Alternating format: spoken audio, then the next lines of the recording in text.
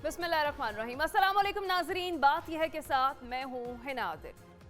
नाजरीन, बर्बाद और तबाहाल मईशत को कैसे इस तबाही और बर्बादी से बचाया जाए, कैसे रुपए की साख को बहाल किया जाए, आइंदा माली साल के बजट की तैयारी हो रही है। यह बजट आवाम के लिए रिलीफ होगा या बाइसे तकलीफ होगा? बेलगाम डॉलर को कौन लगाम डालेगा? और एयरपोर्ट्स और कौमी असासों की निजकारी से क्या मुल्क की डूबती मईशत को संभाला जा सकेगा? 9 मई के दाग को धोने के लिए पीटीआई को मजीद क्या कुछ करना पड़ेगा? और सियासत की बिसात पर मोहरों की बदलती हुई चाल क्या सूरत हाल बयान कर रही है?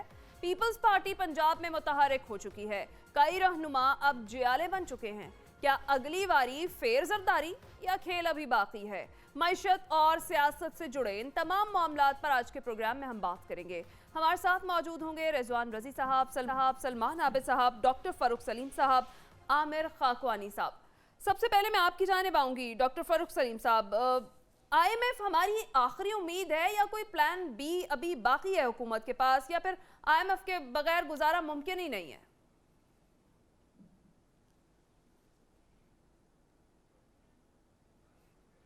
फरूख सलीम साहब, काइंडली अपना माइक अनम्यूट कर दीजिए।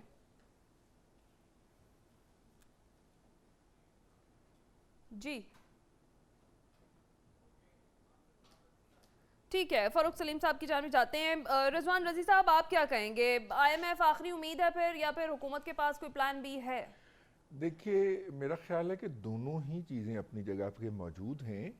आईएमएफ के साथ जो है वो हमें डील करना पड़ेगी, लेकिन मैंने जैसे कि पहले अर्ज़ किया था कि आईएमएफ किसी ऐसी हुकूमत के साथ कोई मुआहदा नहीं करता जिसके ख़ात्मे में 6 माह या इससे कम का अरसा रह गया हो। और अगर पाकिस्तान में अक्टूबर या हद नवंबर में कौमी असम्बली के इलेक्शन होने हैं, अगरचे ये वाली लिमिट जो है ये पंजाब और केपी असम्बलियों के हवाले से तो पहले ही वायलेट हो चुकी है, लेकिन अगर कौमी असम्बली के इलेक्शन शेड्यूल पे होने हैं, जो कि मौजूदा हुकूमत का दावा है कि शेड्यूल पे होंगे, अगर असम्बली अपनी मुद्दत पूरी करके ख़त्म होती है तो अक्टूबर में होंगे, और अगर उससे एक दिन पहले या एक हफ्ता पहले तोड़ दी जाती है तो नवंबर में होंगे। तो उसके बाद जो नई हुकूमत आएगी उसको भी लाजमन आईएमएफ के साथ बैठना है, उसके बगैर हमारा गुजारा नहीं है। ये जो आईएमएफ का पैकेज था ये कोरोना की वजह से 1.5 साल सस्पेंड रहा, उसके बाद दोबारा बहाल हुआ। फिर जब मिफ्ता साहब आए फाइनेंस मिनिस्टर के तौर पे, उन्होंने एक्सटेंड किया, और उस एक्सटेंशन के नतीजे के अंदर ये जून में अभी ख़त्म होने जा रहा है। ये जो 30 जून को है, 30 जून को ये ख़त्म होने जा रहा है, लेकिन 9 जून को बजट पेश हो जाएगा और उस बजट के अंदर हुकूमत की तरजीहात सामने आ जाएंगी कि वो क्या करने जा रही है। आईएमएफ ने इस हुकूमत के साथ मुज़ाकरात नहीं करने या कोई मुआहदा नहीं करना, और वो उसने करना है नए इलेक्शन के बाद आ जाने वाली नई फेडरल गवर्नमेंट से। ऐसी सूरत में, मेरी नाकस राय में, ऐसी सूरत में मौजूदा हुकूमत को एक मौका मिल सकता है कि वो इस बजट के अंदर कुछ ऐसे इकदामात जो हैं उनका ऐलान करे जो कि बज़ाहिर इकनॉमिक लॉजिक के ऊपर पूरे ना उतरते हों, फाइनेंशियल लॉजिक के ऊपर पूरे ना उतरते हों, लेकिन वो उनका ऐलान कर दे और ऐलान करके इलेक्शन में चली जाए। तो ऐसी सूरत के अंदर मेरा ख्याल ये है कि हुकूमत के पास प्लान बी भी है, और आईएमएफ के साथ तो उसने बैठना ही बैठना है। ठीक है, डॉक्टर फरूख सलीम साहब, आप चूंकि मुआशी माहिर भी हैं, आप बेहतर तरीके से भी हमें बता सकते हैं कि ये जो मुआशी तबाहकारी की सूरत हाल चल रही है, ऐसे में बजट की तैयारी भी हो रही है। आईएमएफ हमारी आखिरी उम्मीद है या फिर हुकूमत के पास प्लान बी है? देखिए, इन हालात में बजट साजी करना मैं समझता हूँ कि बहुत ही मुश्किल काम है। हुकूमत की कोशिश ये होगी कि एक सियासी बजट आ जाए, हुकूमत की कोशिश होगी कि एक इलेक्शन बजट का ऐलान कर दिया जाए, हुकूमत की कोशिश होगी कि बजट के अंदर ऐसे ऐलानात हों जिनके इव्ज़ हुकूमती पार्टी को कुछ वोट मिल सकें। अगर तो हुकूमत आईएमएफ की छतरी के नीचे रहती है तो फिर एक सियासी बजट और एक इलेक्शन बजट का ऐलान हुकूमत नहीं कर पाएगी। तो मुझे खदशा इस चीज़ का है कि हुकूमत ने ये फैसला किया है कि आईएमएफ की छतरी के बाहर रहते हुए बजट का ऐलान किया जाए, क्योंकि वरना सियासी बजट जो है उसका शायद ऐलान मुमकिन नहीं होगा। जो हाजिर माली साल है जो जून की 30 तारीख को ख़त्म होगा, उसमें लगभग 3.7 अरब डॉलर की अदायगियाँ हैं, बैरूनी अदायगियाँ जो, और हमें बताया ये जा रहा है, स्टेट बैंक ये बताता है कि उसके पास 4 अरब डॉलर के ज़खायर पड़े हैं। तो जून की 30 तक तो मामला साफ है। लेकिन अच्छा। जो अगला माली साल है वो बहुत ही मुश्किल माली साल सामने आने वाला है। उसमें जो जिसको हम कहते हैं ग्रोस एक्सटर्नल फाइनेंसिंग रिक्वायरमेंट, जो हमारी ज़रूरियात हैं डॉलर की, वो कोई 41.8 अरब डॉलर की है। तो वो आईएमएफ के अलावा तो कोई मुतबादिल उसका नहीं है। कभी प्लान ए कभी प्लान बी की बात ज़रूर की जाती है, लेकिन ये बड़ा वाज़ेह है कि जब तक प्लान हुकूमत शेयर नहीं करती, मार्केट से शेयर करें, बिजनेसमैन से शेयर करें, मीडिया से शेयर करें, जब तक शेयर नहीं करती तो फिर इंप्रेशन ये है कि हुकूमत के पास कोई प्लान नहीं है, बल्कि रोड मैप या मनसूबा बंदी, ब्लूप्रिंट की एक शदीद संगीन किस्म का फुकदान है। फोकस सारा सियासत के ऊपर है, और शायद कोई रोड मैप या जो ब्लूप्रिंट है या मनसूबा बंदी है, जिसको आप प्लान बी कह रही हैं, वो शायद एग्जिस्ट नहीं करता। अगर करता है तो फिर मेरा मशवरा ये है कि उनको उस प्लान को फौरन मार्केट से शेयर करना चाहिए, क्योंकि मार्केट में बहुत नुकसान हो रहा है, सरमायाकार सरमाया नहीं लगाना चाह रहे, स्टॉक मार्केट का हाल अच्छा नहीं है, रुपए की कीमत का हाल अच्छा नहीं है, जो डीजल की कंजम्पशन है वो 50% डाउन है, इसी तरह बिजली की कंजम्पशन प्रोडक्शन कोई 23% डाउन है। तो मईशत का पहिया तो बड़ी तेजी से रुकता जा रहा है, और वजह उसकी यही है कि रोड मैप या कोई नक्शा सा जो है वो सामने नहीं लाया जा रहा। तो डॉक्टर साहब, ये जो रोजवेल्ट होटल की लीज है, एयरपोर्ट्स भी आउटसोर्स किए जा रहे हैं, इस सब से क्या मईशत जो है उसे कुछ सहारा मिल सकेगा? देखिए, these are the steps in the right direction. ये ठीक से, लेकिन जो आपने नतीजा निकाला कि क्या इससे मईशत को कोई संभाला मिल सकेगा, तो उसका जवाब है नियर जीरो। तकरीबन कोई फायदा है, मतलब अगर आप 20 मिलियन डॉलर बना रहे हैं साल का या 3 साल का रूजवेल्ट होटल के अंदर, तो उसका जरूरत है आपको 41.8 अरब डॉलर की, तो ना होने के बराबर।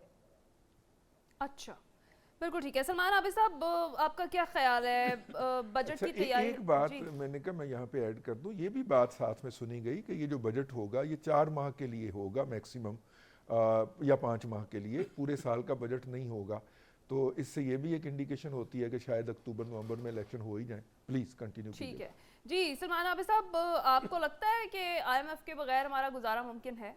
देखिए, अभी डॉक्टर फ़रूख सलीम साहब ने कहा है कि अगर उनके पास प्लान बी है तो फिर वो फौरी तौर पर उस पर अमल दरामद करें। अब सवाल ये है कि अगर प्लान बी इसहाक डार की जेब में है और प्राइम मिनिस्टर को उसका पता ही नहीं है, ख्वाजा आसिफ को उसका पता ही नहीं है, एहसन इकबाल को उसको पता नहीं है, और बाकी पार्लिमानी पूरी पार्टियां जो हैं उनको पता नहीं है, तो ये ऐसा कौन सा प्लान बी है जो इसहाक डार ने अपने पॉकेट में छुपा के रखा हुआ है और बजट वाले दिन वो अनाउंस कर देंगे? एक बात।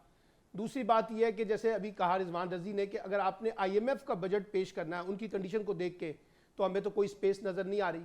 लेकिन अगर किसी का ख्याल ये है कि ये इलेक्शन बजट होगा, आप मुझे बताइए, अमूमी तौर पे हुकूमतें जब इलेक्शन बजट पेश करती हैं तो 1 साल का ड्यूरेशन होता है ताकि उस पर इम्प्लीमेंट करके उससे नतीजा निकाला जा सके, वो इंतखाबात के हवाले से। अब यहाँ सूरत हाल ये है कि अगर आपने अक्टूबर में इलेक्शन करवाना है तो जुलाई में के शुरू में और जून के आखिर में जाकर आपको निगरान हुकूमतों के कॉन्टेक्स्ट में जाना है। तो ये जो बजट पेश होगा, इलेक्शन बजट, उस पर अमल दरामद कौन करेगा? वो लंदन में बैठे हुए नवाज शरीफ साहब करेंगे। जो निगरान हुकूमत आएंगी फिर उनकी अपनी तरजीहात होंगी। इसलिए कोई अगर ये समझ रहा है कि ये इलेक्शन बजट है तो वो भी ट्रेन मिस हो चुकी है, अब लेट हो चुकी है। आपने उसको इंप्लीमेंट नहीं करना। लोगों ने तो ये थोड़ी देखना है कि बजट की तकरीर सुन के इसहाक डार की या शहबाज शरीफ साहब की उन्होंने वोट डालने हैं। लोग तो देखेंगे नतीजा क्या निकलता है, महंगाई कितनी कम होती है, रिलीफ कितना मिलता है, बेरोजगारी कितनी खत्म होती है, माशी तरक्की और खुशहाली के कुछ इम्कान पैदा होते हैं या नहीं होते हैं, आम आदमी की जिंदगी में कोई उसका इम्पैक्ट नजर आता है। तो अगले 1.5 महीने में कौन सा ऐसा इम्पैक्ट आएगा जो आप निकालना चाहते हैं? असल प्रॉब्लम यह है हमारे यहाँ, ये जो बिल अभी फरूख साहब ने भी कहा और रिजवान रजी ने भी कहा, असल में हमारी पूरी की पूरी 1.5-2 साल से जो कौमी तशख़्ख़ुस हमारा बन गया है वो महाजराई का टकराव का, एक दूसरे को नीचे गिराने का, एक दूसरे के खिलाफ इल्जाम तराशियों का, मामलात को सियासी फोरम पे हल ना करने की बजाय अदालतों में लेके जाने का, ऐसे खेल के अंदर आप मुझे बताइए कौन मईशत के बारे में सोच रहा है, कौन आम आदमी के बारे में सोच रहा है, कौन सोच रहा है कि हमारी कौन सी इकोनॉमिक डायरेक्शन होनी चाहिए, क्या हमारा लॉन्ग टर्म प्लान है, क्या मिड टर्म प्लान है, क्या शॉर्ट टर्म प्लान है। आईएमएफ के साथ डील करना जिसके बारे में कहा गया था बड़ा आसान है, हम कर लेंगे अपने तजर्बे की बुनियाद पे, आज वो कहीं गुम होकर रह गया है। अच्छा, फिर उसके बाद बढ़के भी हमारे यहाँ इमरान खान साहब ने भी मारी थी, अब भी मारते हैं जी हम आईएमएफ के बगैर चल पड़ेंगे। आप चल कैसे सकते हैं आईएमएफ के बगैर? अब आप मुझे बताइए, आप चाइना की बातें कर रहे हैं, ब्रादर इस्लामी मुल्कों की बातें कर रहे हैं, सब ने कहा है कि विदाउट पॉलिटिकल स्टेबिलिटी हम आपको पैसे नहीं दे सकते, हम आप पे ट्रस्ट नहीं कर सकते, हम आपके साथ लॉन्ग टर्म नहीं चल सकते। पॉलिटिकल स्टेबिलिटी तो कहीं है ही नहीं। यहाँ तो एक ऐसा सियासी डेडलॉक पैदा हो चुका है, महाजराई टकराव, सियासी दुश्मनी का, जिसके अंदर एक दूसरे को कोई बर्दाश्त ही नहीं कर रहा, और इसमें से हम इकॉनमी को ग्रो करना चाहते हैं। मेरी समझ से तो बाहर है कि कैसे इकॉनमी ग्रो होगी। और इकॉनमी को मैं आपको ये बताऊं, अगर आपने इसके अंदर इदादो शुमार की बुनियाद पे बजट के अंदर कोई हेरा फेरी करने की कोशिश की, अव्वल तो उसका नतीजा नहीं निकलना, और दूसरा यह कि इदादो शुमार को खराब करके जो भी नई हुकूमत आएगी उसके लिए भी आप एक मसाइल पैदा कर देंगे, फिर वो कैसे चलेगा। इसलिए मुझे ये लगता है कि जो इस वक्त क्राइसिस है पाकिस्तान का, वो इतना छोटा नहीं है जितना हमने इसको जोड़ के देख लिया है इकॉनमी के साथ। इसके साथ पॉलिटिकल क्राइसिस है, इसके साथ स्टेट का क्राइसिस है, इसके साथ साथ इंस्टीट्यूशन आपस में एक दूसरे के साथ दस्तों-गिरेबान नजर आते हैं। फिर हुकूमत और अपोजिशन के दरमियान जो दुश्मनी है वो इतनी बढ़ गई है कि एक दूसरे के वजूद को कबूल करने के लिए तैयार नहीं है।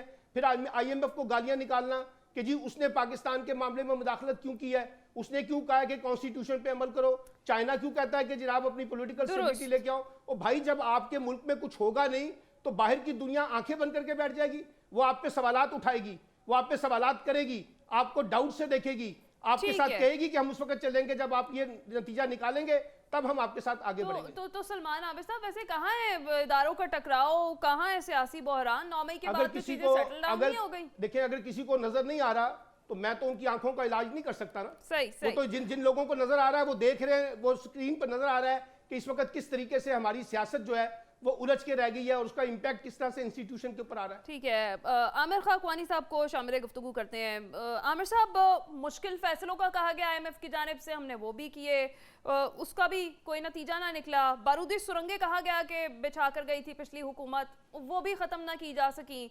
अब जो मौजूदा ये जो महीना है, जून का महीना है, बजट का महीना है, क्या लगता है आपको ये जो बजट है अवाम को किसी किस्म का कोई रिलीफ देगा या फिर बाइसे तकलीफ ही होगा?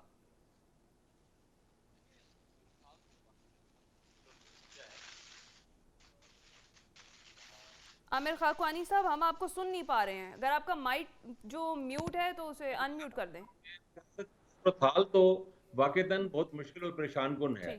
यहाँ पे बिल्कुल डॉक्टर फरूख सलीम साहब ने, रजी भाई ने, सलमान आबिद साहब ने, तीनों ने अपने अपने एंगल से कहा, बिल्कुल ठीक है, मैं इससे बिल्कुल इत्तेफाक करता हूँ।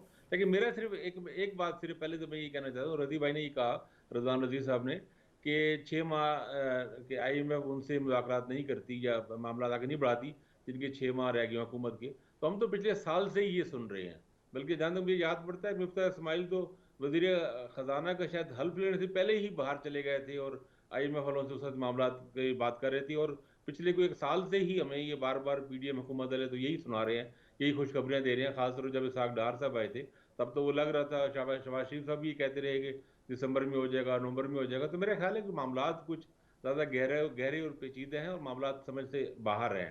शायद आईएमएफ, मेरा ख्याल है, मुझे ये लगता है कि सिर्फ इकनॉमिक ही इशू नहीं है, ये स्टेट के हवाले से ही कुछ चीज़ें ऐसी हैं कि खासा लंबा चौड़ा मामला है, गहरा मामला है। बाकी जहाँ तक मुझे ये लगता है कि इलेक्शन बजट की बात की, या मैं तो वैसे सच्ची बात है कुछ ज़्यादा इसकी समझ नहीं आ रही, इलेक्शन बजट की ज़रूरत क्या है उनको देने की।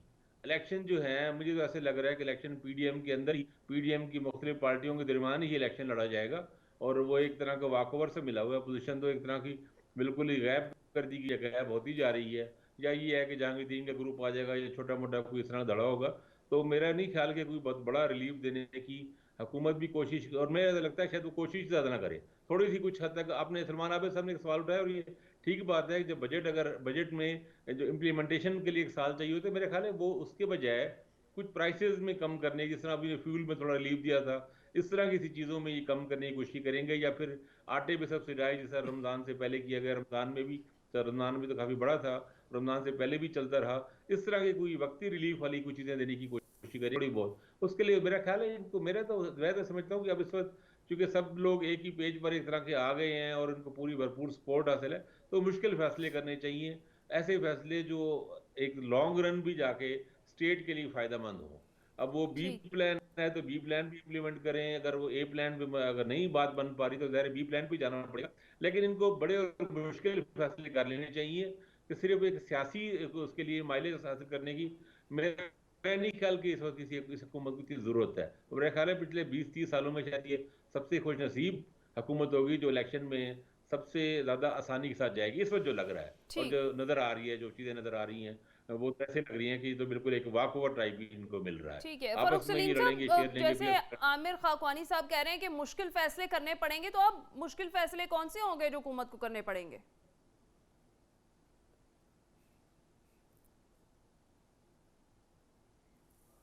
जी डॉक्टर फारूक सलीम साहब, आप सुन पा रहे हैं मुझे? जी जरा सवाल दोहरा दीजिए।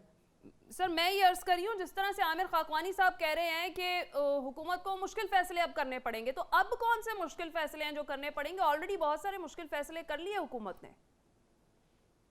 देखिए, मुश्किल फैसले करने की तो एक बहुत लंबी लिस्ट है, जो जिसको हम कहते हैं कि माशी इस्लाहात क्या क्या लानी है, वो तो बहुत लंबी लिस्ट है। अभी तो हुकूमत फोकस किए हुए है कि किस तरह रिलीफ के ऐलानात करने हैं।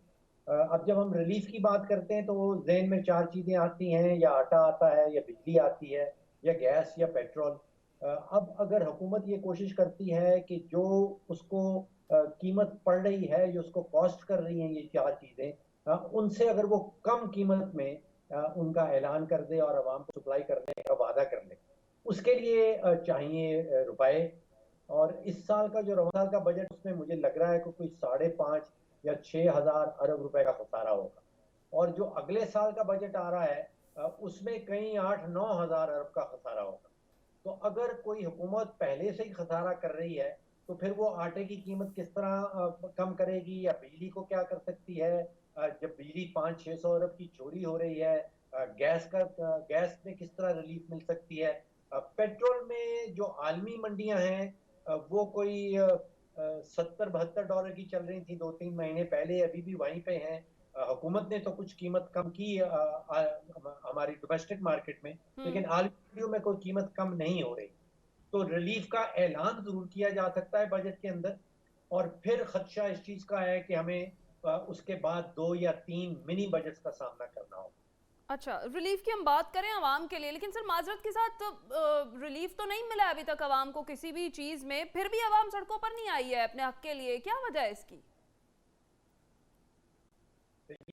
ये तो अच्छी चीज है कि सड़कों पे नहीं आ रही है। कोशिश जो है वो तो एक बहुत बड़ी पाकिस्तान की जो सियासी जमात है, उसने एड़ी चोड़ी उसने पूरी कोशिश की है कि लोगों को सड़कों पे लाया जाए। इसके अंदर एक पॉजिटिव एलिमेंट मैं आपके सामने रखना चाहता हूँ। देखिए, पिछले साल भर से जो पीटीआई है, उसने ये फैसला कर रखा था कि शायद उसके सियासी मुफाद में है कि पाकिस्तान के अंदर इंतशार फैले, कैओस फैले और एनआरकी बढ़े, और वो हो रहा था।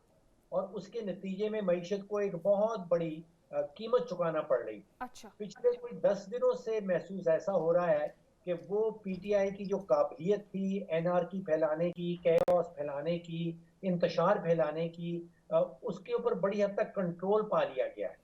तो ये मुझे एक उम्मीद की किरण नजर आती है, क्योंकि अच्छा अच्छा, ठीक है। वैसे इसमें एक बात अगर मैं सबसे सर मुख्तसरन इसी सवाल का जवाब चाहूंगी कि 76 साल की तारीख में बदतरीन महंगाई है आजकल और आवाम सड़कों पर नहीं आई, क्या वजह है इसकी? रिजवान रजी साहब। देखिए, मैं इस सवाल का भी जवाब दूंगा। मेरा ख्याल है मेरा जवाब वही समझ लिया जाए जो फ़र्क सलीम साहब ने दिया है। मैं फ़र्क सलीम साहब के साथ एक बात रखना चाह रहा हूँ। मेरा ख्याल है कि उनसे मैं राय लेना चाह रहा हूँ। देखिए, इस हुकूमत के आते ही 2 फाइनेंस मिनिस्टर हमें अता हुए, असद उमर साहब और हमाद अजहर साहब। वो दोनों IMF के साथ डील नहीं कर पाए। उसके बाद पीपल्स पार्टी से उधार लिए गए शौकत तरीन और हफीज़ शेख साहब आए, वो भी मतलब कि सर, डील जरा तो कर quickly, गए, लेकिन ऐसी डील कर गए जो फाइनल नहीं हो सकी। और उसके बाद मिफ्ता इस्माइल और इसहाक डार, सर ये नेशनल फाइनेंशियल कोलैप्स नहीं है कि हमारी तमाम कुव्वतों के पास, हमारी तमाम पॉलिटिकल फोर्सेस के पास जो लोग थे फाइनेंशियल माइंड के, वो आईएमएफ को डील करने में नाकाम हो चुके हैं। जी फारूक साहब, मुख्तसर जवाब दीजिएगा प्लीज। ये आपकी बात में बड़ा वजन है। आप देखिए कि पिछले कोई 5 सालों में 6 तो गुज़रा खजाना बदली हो गए, 2 इस हुकूमत के दौरान, 4 पहली वाली हुकूमत के दौरान। अगर किसी वजीर खजाना को 6, 7, 8 महीने का टेन्योर मिल रहा है तो वो क्या पॉलिसी बनाएगा और क्या उस पॉलिसी के ऊपर अमल दरामद होगी। इसी तरह आपको याद होगा कि ये पीटीआई की जो 4 साल लगभग गुजरे, उसमें कोई 7 या 8 तो एफबीआर के चेयरमैन आए थे, 4 या 5 बोर्ड ऑफ इन्वेस्टमेंट के चेयरमैन आए थे। तो महसूस ऐसा हो रहा है कि इन सियासी जमातों के पास एक्चुअली कोई टीम एग्जिस्ट नहीं करती। ठीक, फाइनेंशियल प्लान ही नहीं है। जी सलमान आबिद साहब, आप क्या कहेंगे? आवाम क्यों नहीं बाहर निकली है? बदतरीन महंगाई का रोना हम रो रहे हैं, रोज आवाम के हक के लिए बात करें, लेकिन आवाम खुद ही बाहर नहीं निकली, क्या वजह है? देखिए, पहली बात तो यह है कि अगर हमारा ख्याल ये है कि वज़ीर ख़जाना निजात दहिंदा होता है तो फिर तो बड़ी अजीब सी बात होगी। वज़ीर ख़जाना कहाँ से निजात दहिंदा हो गया? उसका जो कोलैप्स है वो पूरी हुकूमत का कोलैप्स होता है। आप सिर्फ वज़ीर ख़जाना पे मत डालें, एक बात। दूसरी बात है, आवाम क्यों नहीं बाहर निकल रही? ये सवाल तो नवाज शरीफ के दौर में भी था कि आवाम क्यों नहीं निकली जब मुझे निकाला गया। उससे पहले पीपल्स पार्टी भी बात कर सकती थी। इमरान खान साहब ने निकाल के लोगों को इतना थका दिया है। असल में मेन बात यह है कि लोगों के अंदर अब गुस्सा है और क़यादत के ऊपर अदम एतमाद है। लोग अब क़यादत पर उस तरह से एतबार नहीं करते, सियासी जमातों पर उस तरह से एतबार नहीं करते।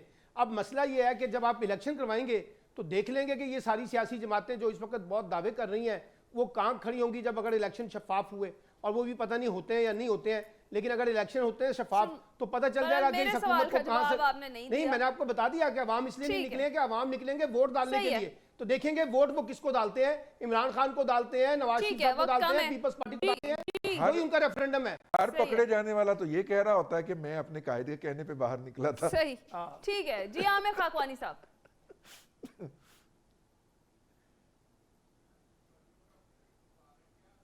आमिर साहब, आपको हम सुन नहीं पा रहे। जी मैंने कहा, अवाम की जहां तक बात है, लोगों की मेरे ख्याल है कमर ऐसी टूटी पड़ी है कि वो बेचारे बाहर निकल जो रहे नहीं है। और हम कई सालों से ये बात, बिल्कुल हर दफा ये डिबेट होती है, बात होती है। लोग देखें, आप इसको जज करें कि लोग तंग हैं या नहीं है, लोग परेशान हाल और बदहाल है या नहीं है। कोई भी सर्वे कर लें, कहीं भी हम लोग इंडिविजुअल सतह पे, अपनी सतह पे भी देख लें, अपने गली मोहल्ले में, इलाके में, बाजार में, दुकानदारों से, जहाँ जहाँ जिस आम आदमी से तो छोड़े चलो, एक लोअर मिडिल क्लास आदमी से मिडिल क्लास, जहाँ जहाँ जिससे इंटरेक्शन होता है उससे पूछें, हर बंदे के लिए जिंदगी बहुत मुश्किल हो गई है और उनको बिल्कुल कमर टूट गई है। जितनी ज़्यादा महंगाई हो गई है और तमाम जो डिजिट्स हैं, सारे जो फैक्ट्स एंड फिगर्स हैं, वही सारे बता रहे हैं कि लोग परेशान बेहद हैं। तो इसमें सवाल ये नहीं होना चाहिए अवाम क्यों बाहर नहीं निकले, सवाल ये होना चाहिए कि अवाम को रिलीफ पहुंचाने के लिए क्या हो सकता है, अवाम बाहर ना निकले। अवाम निकल बाहर, और इस तरह जिस तरह श्रीलंका में या और जगहों पे हुआ है, हमने देखा है, जिस तरह लबनान में हुआ, अर्जेंटाइन में हुआ, वेनेजुएला में हुआ। बिल्कुल ऐसा हरगिज़ नहीं होना चाहिए। मईशत का बड़ा गहरा ताल्लुक है सियासत के साथ, और सियासत की बिसात पर माल बदल रहे हैं। इस पर हम ब्रेक के बाद बात करेंगे। उससे पहले डॉक्टर फारूक सलीम साहब, आपने खुसूसी तौर पर हमें इस सेगमेंट में ज्वाइन किया था, आपका बहुत शुक्रिया। ब्रेक के बाद हमें डॉक्टर हुमा बकई साहिबा ज्वाइन करेंगी। हम होंगे इस ब्रेक के बाद।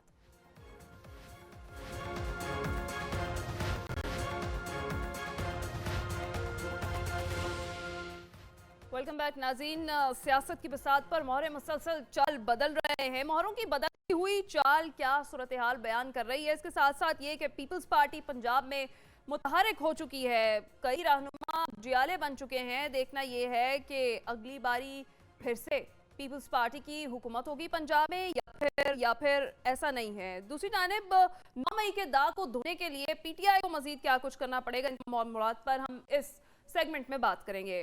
डॉक्टर हुमा बकई साहिबा हमें ज्वाइन कर चुकी हैं। Welcome to the show. Doctor साहिबा, आपसे आगाज करते हैं। ये जो सियासत की बिसात पर मोहरे चाल बदल रहे हैं, आप क्या सूरत हाल देख रही हैं?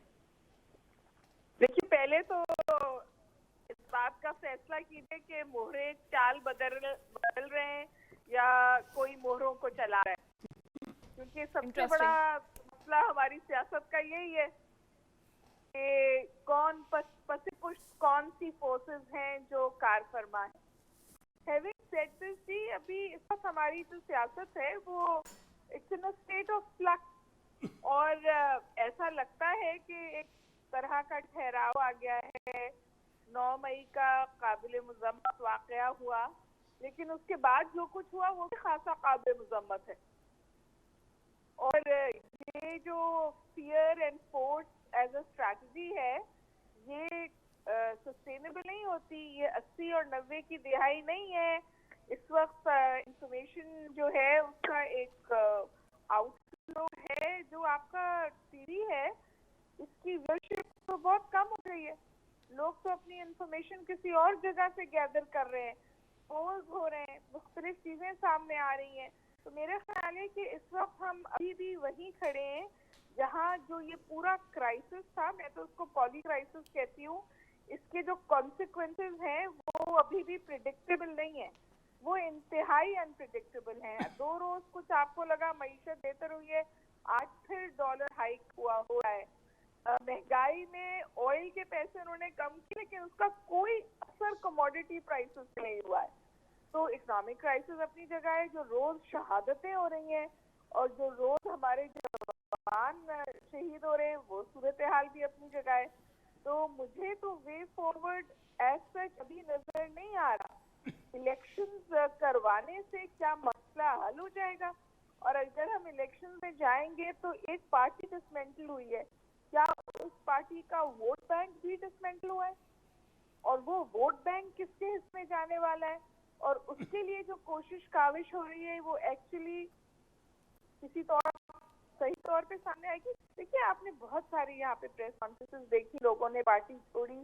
क्या ये पार्टी छोड़ना या ये डिसइंटीग्रेशन ऑफ पीटीआई ऑर्गेनिक थी या डिजाइन थी? अगर डिजाइन थी तो कितने दिन तक चलेगी? और ठीक पार्टी डिसमेंटल हो गई, पार्टी का जो वोट बैंक है उसके हवाले से क्या स्ट्रैटेजी है, वो किसकी गोद में गिरने वाला है? और देखिए, आखिरी बात मैं आपसे गुजारिश करूं, जो सीमेंटिंग फैक्टर था ना पीडीएम का, जो इनको जोड़े रखता था, वो आपको पता है इमरान खान साहब से, वो पीटीआई था। अब वो सीमेंटिंग फैक्टर जब हट जाएगा तो आपको लगता है कि आपस में इनकी सूरत हाल बिल्कुल ठीक तौर चलेगी? क्या पंजाब में एक नई जंग नहीं छिड़ेगी? ऑलरेडी जो चीजें हो रही हैं वो इस बात की आकाश है कि कोशिश तो की जाएगी कि एडजस्टमेंट हो, लेकिन उस एडजस्टमेंट में इन दी एंड इट्स पावर स्ट्रगल, और उस पावर स्ट्रगल में कौन जीतने वाला है इसका तो हमारे पास अभी कोई जवाब नहीं। ठीक है, बड़े इंटरेस्टिंग क्वेश्चंस आपने उठाए हैं रिजवान रजी साहब। जैसे कि डॉक्टर साहब माइनस हो चुकी, उसके बाद क्या पीडीएम मुत्तहिद रह पाएगी और आगे की क्या स्ट्रेटेजी होगी अगर इलेक्शन होते हैं तो? देखिए, डॉक्टर साहिबा मेरे लिए बहुत मोहतरम है और बड़े अरसे से मैं जब प्रोग्राम एंकर करता था तो ये वहाँ पे भी तशरीफ़ ला करती थी और फिर उनके साथ भी बैठने का मौका मिला मुख्तलिफ प्रोग्रामों में, अगरचे जोग्राफियाई फासला बहुत ज़्यादा रहा। लेकिन मैं ये मोहरों की चाल की आपने बात की है, लेकिन मोहरों की चाल अपनी जगह पे चलन भी देखना चाहिए। अच्छा। क्योंकि चाल के बगैर जो चलन होता है या चलन के बगैर जो चाल होती है वो बेमानी होती है। तो चाल दुरुस्त नहीं लग रहा। और 9 मई जो है ना वो वाटरशेड, 9 मई से पहले हमारी सियासत कुछ और थी। हम ये हकीकत तस्लीम कर लें कि 9 मई के बाद जो है वो उसके डायनामिक्स तब्दील हो। बहुत सारे ऐसे लोग जो 9 मई के बाद एक पार्टी के क्रिटिक्स थे, वो 9 मई के बाद उस पार्टी के साथ हमदर्दी जताने पे मजबूर हो गए कि उनके कारकुनों के साथ ये हो रहा है, वो नहीं होना चाहिए। मैं इसको इस तरह से देखता हूँ कि मैं थोड़ा सा इख्तलाफ करूँगा डॉक्टर साहिबा से। मुझे नहीं लगता कि पीटीआई कहीं जा रही है। अच्छा। पीटीआई मौजूद रहेगी सियासत के अंदर। वो बहुत मेहनत से बनाई गई है पार्टी और उसको ऐसे डिसॉल्व नहीं किया जाएगा, ना किया जाना चाहिए। और अननेचुरल तरीके से तो किसी को भी सियासत से नहीं निकाला जाना चाहिए, क्योंकि पहले भी 2 सियासी कुव्वतों को गैर फितरी और मतलब के तरीके से सियासत से निकालने की कोशिश की गई। वो ऑर्गेनिक नहीं था आपके ख्याल में? क्या ये जो डिसमेंटल है पीटीआई का, ये ऑर्गेनिक नहीं अच्छा, था? आप ये क्यों फर्ज करके बैठे हुए हैं कि पीपल्स पार्टी पीटीआई डिसमेंटल हो चुकी है? मैं वही तो आर्गूमेंट दे रहा हूं कि पीटीआई अपनी जगह के ऊपर मौजूद है, जैसे डॉक्टर साहब ने फरमाया उसका वोट बैंक मौजूद है, और कैंडिडेट्स बदलेंगे ना। और फिर वही बात मुझे दोबारा दोहरानी पड़ेगी, जो लोग छोड़ के जा रहे हैं उनमें से मेजोरिटी वो लोग हैं जो रिजर्व सीटों के ऊपर आए हुए थे, और कुछ लोग वो हैं तकरीबन 50% के करीब जिनको टिकटें ही नहीं मिली थी पीटीआई की तरफ से, कम से कम पंजाब के अंदर की हद तक तो हम कह सकते हैं। बाकी को 15 से 20% हैं जो कि एक्चुअल कैंडिडेट थे और वो छोड़ के जा रहे हैं। और इतने एक आमद जामद नॉर्मली पार्टियों के अंदर हुआ करती है। 9 मई एक बहाना बन गया, वरना अगले 2-3 माह के बाद तो ये होना ही होना था नेचुरली। पीटीआई का वोट बैंक है, पीटीआई अपनी जगह के ऊपर मौजूद है, मौजूद रहेगी, सियासी पार्टी है, सियासी कुव्वत है, उसको सियासी तरीके से आप मिलेंगे तो वो हो सकेगा, वरना नहीं होगा। वरना वो अपनी जगह के ऊपर मौजूद रहेगी और उसमें मौजूद रहना चाहिए, उसे अननेचुरल तरीके से नहीं हटाया जाना चाहिए। ताहम मुझे चार्टर ऑफ डेमोक्रेसी के जो 3 सिग्नेटरी हैं उसको एक और पार्टी ज्वाइन करती हुई नजर आ रही है, और उसका नाम इमरान खान की पार्टी पीटीआई है।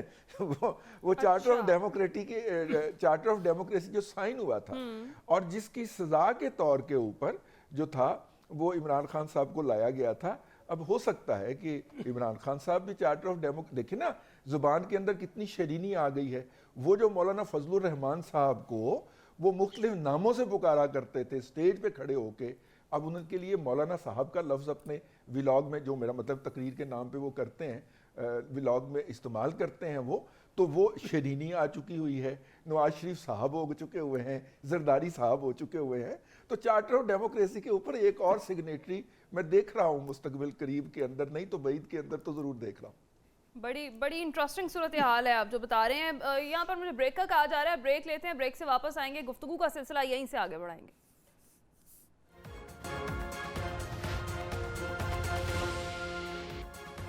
वेलकम बैक नाज़रीन। ब्रेक पर जाने से पहले मुल्क के सियासी हालात पर हम गुफ्तगू कर रहे थे। सलमान आबिद साहब, मैं आपकी जानिब आती हूँ। पीटीआई से बहुत से अलहदगी के ऐलानात तो सामने आ रहे हैं, बहुत सारी प्रेस कॉन्फ्रेंस हो भी रही हैं और मे बी इन फ्यूचर और भी हों। कहा यही जा रहा है कि वोट बैंक इंटैक्ट है, कि ये बात दुरुस्त है? देखिए, डॉक्टर हुमा बुकाई ने जो एक बुनियादी सवाल उठाया, मैं ज़रा उसी से अपनी गुफ्तगू शुरू करता हूँ, उसी में आपका जवाब भी आ जाएगा। 9 मई के वाक़यात से पहले पानीपत की जंग जो पंजाब में लड़ी जा रही थी वो 2 जमातों के दरमियान थी, पीटीआई और पीएमएलएन।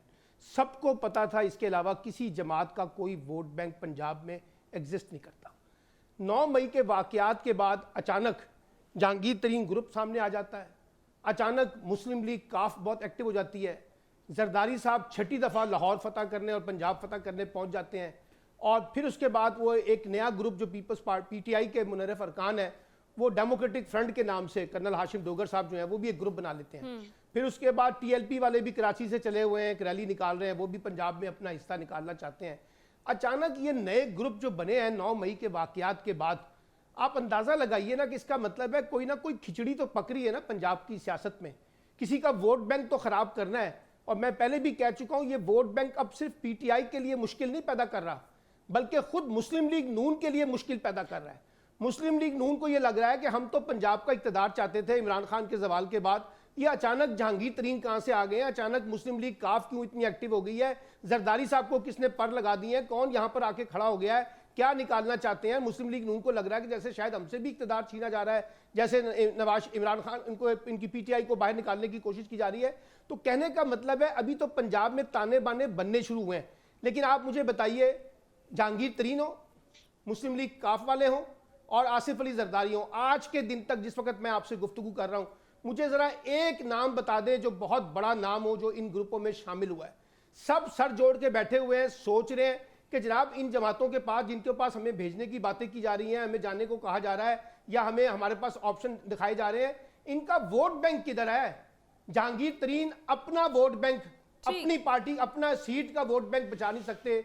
मुस्लिम लीग काफ के साथ जो कुछ हुआ वो सबको पता है, पीपल्स पार्टी के साथ पंजाब में जो कुछ हो रहा है 88 के बाद वो हम सब देख रहे हैं।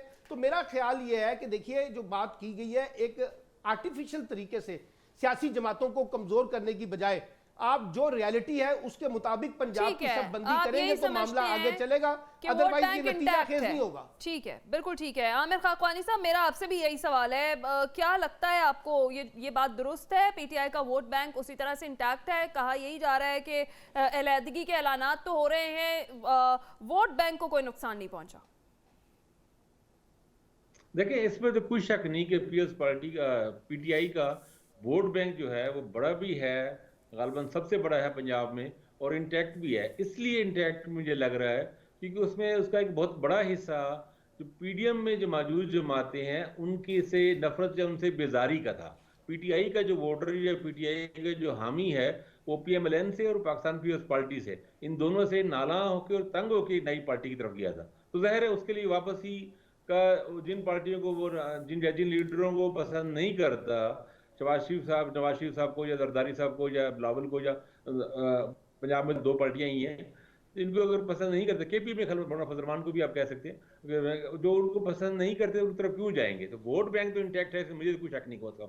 लेकिन मुझे ये लग रहा है, ये 2002 का मॉडल लग रहा है, जब पीएमएलएन के पास जनरल मुशर्रफ के दौर में उस मुस्लिम लीग जो थी, मुस्लिम लीग नून, नवाज शरीफ साहब बाहर जा चुके थे, उनका वोट बैंक पंजाब में बड़ा वोट बैंक था उनका, लेकिन उनके पास कैंडिडेट नहीं थे, कैंडिडेट नहीं रहने दिए गए थे, और उनके पास सीटें सिर्फ 10-15 मिली थी। एक बात तो ये है। दूसरी ये है कि पाकिस्तान पीपल्स पार्टी में लोग शामिल हो रहे हैं साउथ पंजाब में, इसमें कोई शक नहीं, लेकिन वो दूसरे और तीसरे दर्जे के लोग जा रहे हैं। यानी ऐसा नहीं है कि सीटें जीते, कुछ लोग तो ऐसे हैं, मतलब पीटीआई ने जिन लोगों को रिजेक्ट किया था, जिन लोगों को टिकटें नहीं दी गई थी, खासकर मुजफ्फरगढ़ में और साउथ बिल्कुल, पंजाब सलमान के आमिर बाद साहब और इलाकों रजी में, साहब ने भी यही वो बात लोग की। ज्यादा पीएस पार्टी में शामिल हुए क्योंकि उनके पास ऑप्शन ही कोई नहीं थी।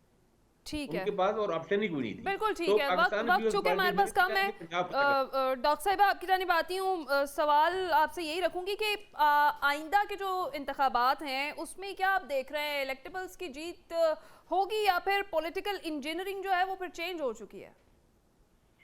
मेरा ख्याल है कि अभी ये कुछ भी प्रिडिक्ट करना काबिल वक्त होगा, लेकिन एक बात तो बिल्कुल तय है, रिजवान साहब मुझसे डिसएग्री कर रहे थे, मैं वही कह रही थी जो वो कह रहे हैं कि जो इस वक्त कोशिश की जा रही है शोकेस करने की कि पीटीआई जो है वो बिल्कुल एलिमिनेट हो गई है कंपटीशन में से, या पीटीआई अब पॉलिटिकल चेस बोर्ड पे नहीं है, ये खाम ख्याली है। माजी में हमने जितनी भी दफा ये कोशिश की है उसने बहुत बुरी तरह बैकफायर किया है।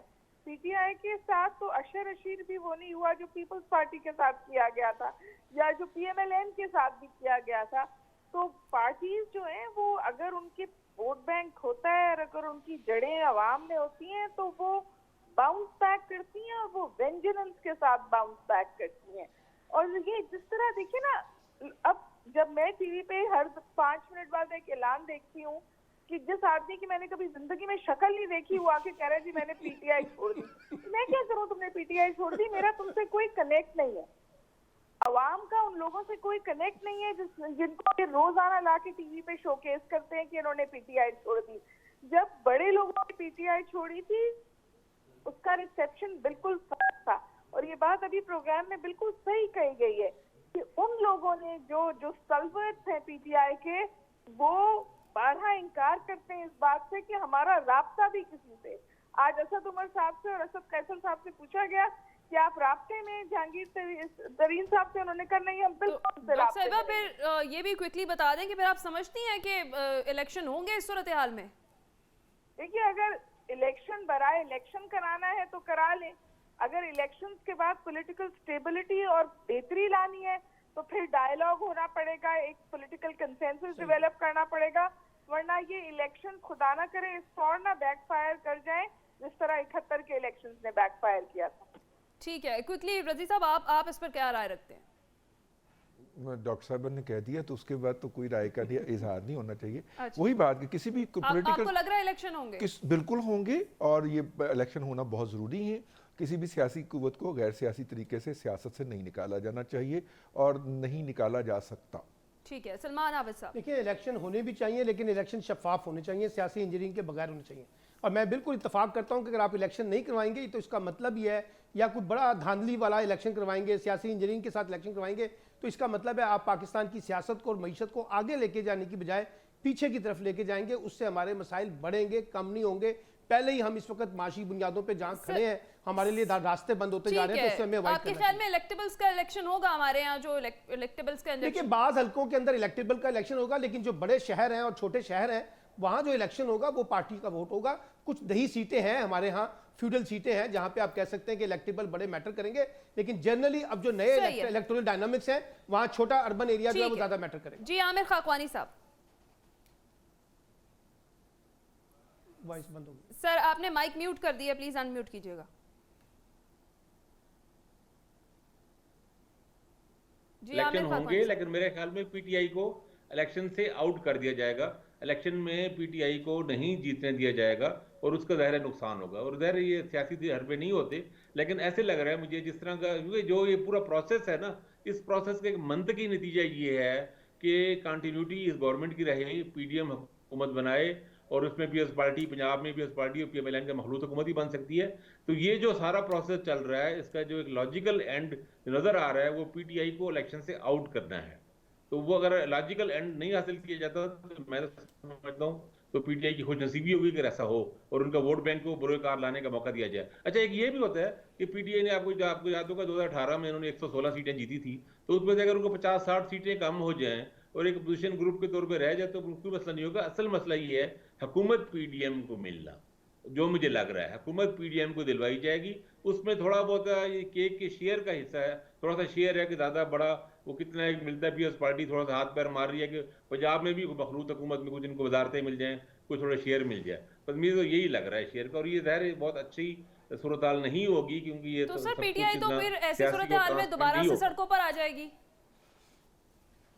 पता नहीं, अब देखिए सड़क पे आने जोगे रहते भी है या नहीं रहते। देखिए अच्छा, सबसे ये भी हमने ठीक है।